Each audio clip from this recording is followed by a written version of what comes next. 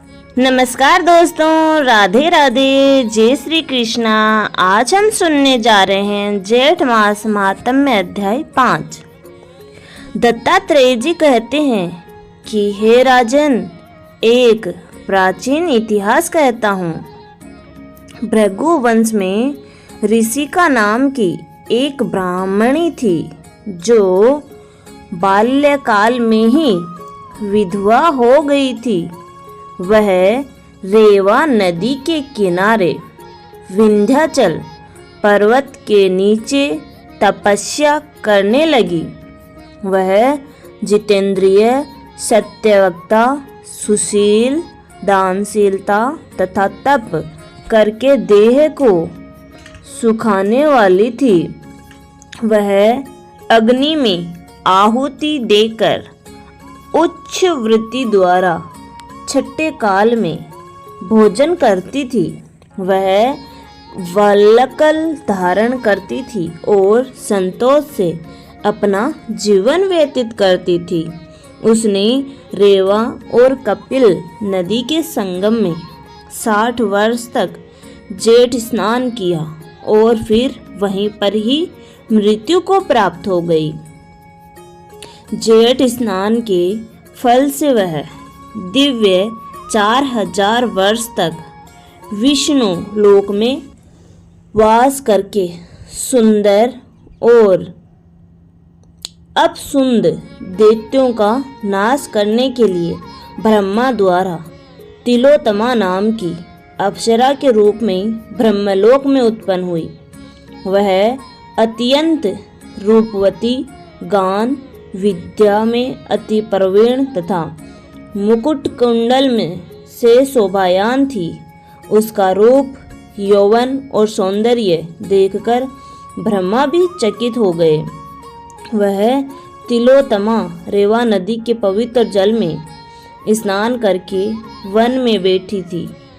तब सुंद व अपसुंद के सैनिकों ने चंद्रमा के समान उस रूपवती को देखकर अपने राजा सुंद और अपसुंद से उसके रूप की शोभा का वर्णन किया और कहने लगे कि कामदेव को लज्जित करने वाली ऐसी परम सुंदरी स्त्री हमने कभी नहीं देखी। आप भी चलकर देखें। तब वह दोनों मदिरा के पात्र रखकर वहां पर आए जहां पर वह सुंदरी बैठी हुई थी और मदिरा के पान विहील होकर काम क्रीड़ा से पीड़ित हुए और दोनों ही आपस में उस स्त्री रत्न को प्राप्त करने के लिए विवादग्रस्त हुए और फिर आपस में युद्ध करते हुए वहीं समाप्त हो गए। उन दोनों को मरा हुआ देखकर उनके सैनिकों ने बड़ा कोलाहल मचाया और तब तिलोत्तमा काल रात्रि के समान उनको पर्वत से गिराती हुई 10 दिशाओं को प्रकाशमान करती हुई आकाश में चली गई और देव कार्य सिद्ध करके ब्रह्मा के सामने आई। तो ब्रह्मा जी ने प्रसन्नता से कहा कि हे चंद्रवती, मैंने तुमको सूर्य के रथ पर स्थान दिया। जब तक आकाश में सूर्य स्थित है, नाना प्रकार के भोगों को भोगो। सो हे राजन, वह ब्राह्मणी अब भी सूर्य के रथ पर जेठ मास स्नान के उत्तम भोगों को भोग रही है। इसीलिए श्रद्धावान पुरुषों को उत्तम गति पाने के लिए यत्न के साथ ही जेठ मास में विधि पूर्वक स्नान करना चाहिए और जेठ मास में पूर्व समय में सतयुग के उत्तम निषेध नामक नगर में हेमकुंड नाम वाला कुबेर के सदृश्य धनी वेश्य रहता था, जो कुलीन, अच्छे काम करने वाला, देवता, अग्नि और ब्राह्मण की पूजा करने वाला, खेतों का काम करता था। वह गौ, घोड़े, भैंस आदि का पालन करता था।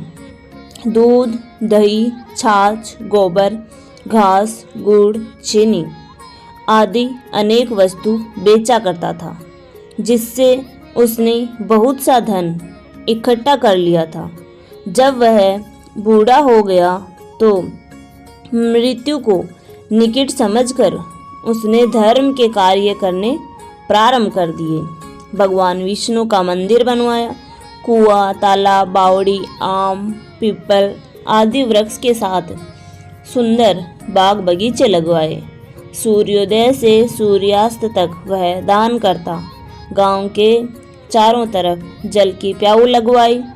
उसने सारे जन्म भर जितने भी पाप किए थे उनका प्रायश्चित करता था।